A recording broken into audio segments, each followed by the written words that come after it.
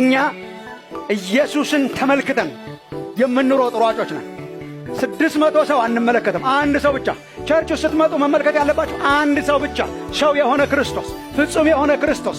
የእምነታችን ጀማሪውም እሱ ነው፣ ፈጻሚውም እሱ ነው፣ ባለቤቱ እሱ ነው፣ የእርሻው ባለቤት እሱ ነው። እርሱ አያሰናክልም። እርሱን እያየ ከሄድክ አያሰናክልም። ዞር ዞር ካልክ እናሰናክላለን። ምን ላድርግ ታዲያ? ዝም ብለህ ትኩረትህን ኢየሱስ ላይ፣ ትኩረትህን የማያሰናክለው ላይ፣ ትኩረትህን ክርስቶስ ኢየሱስ ላይ ካረክ ትጨርሳለህ። ያለበለዚያ ትሰናክላለህ። አትሰናከሉ። በምትሰሙት አትሰናከሉ። ቸርች ውስጥ በምታዩት አትሰናከሉ። በአጭበርባሪው ብዛት አትሰናከሉ። ኢየሱስን ተመልከቱ። ለምን? እርሻው ምን ጊዜም የተቀላቀለች እንደሆነ ድሮ እሱ ነግሮናል።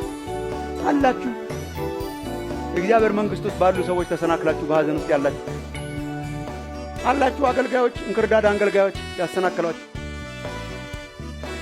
አላችሁ። በአገልጋዮች የተበዘበዛችሁ አላችሁ። በክፉ ልጆች ሕይወት፣ በክፉ ልጆች ባህሪ የተሰላቻችሁ አላችሁ። ቸርች ውስጥ ያለው ኮራፕሽን መድረሻ ያሳጣችሁ። መልእክቴ የት ትሄዳላችሁ? አንድ ናታ መንግሥት ተቀላቅላም ቢሆን አብረን እንጨርስ። ለቅሞ እስኪያስወግደው አትሰናከሉ። መሰናከልን ያስቀምጣል። አትሰናከሉ። የእግዚአብሔር መንግሥት የተቀላቀለ ባህሪ እንዳላት ማወቅ እኮ በራሱ ተዘጋጅተ እንድትኖር ዳሊዮን በጥንቃቄ መኖር ጥሩ ነው እያልክ ነው እንጂ የምትኖረው እዚህ እርሻ ሁለተኛ ድርሻ አልልም አይባልም።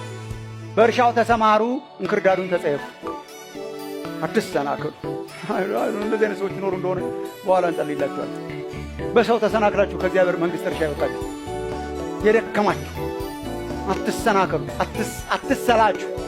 የእግዚአብሔር መንግሥት እስከ ፍጻሜ ድረስ የሆናት አንድ ቀን የሚጠራበት ቀን ግን ስለሚመጣ